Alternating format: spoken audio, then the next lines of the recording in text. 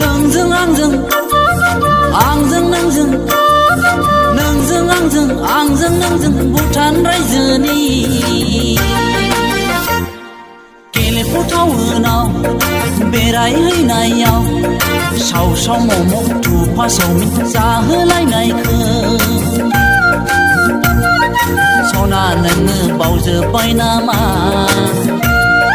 सना नोङो बावनो नाङामोन सना नोङो बावजोब्बाय नामा सना नोङो बावनो नाङामोन मारवारिनि जि दखानाव भुटियाफोरनि बख' गस्लाखौ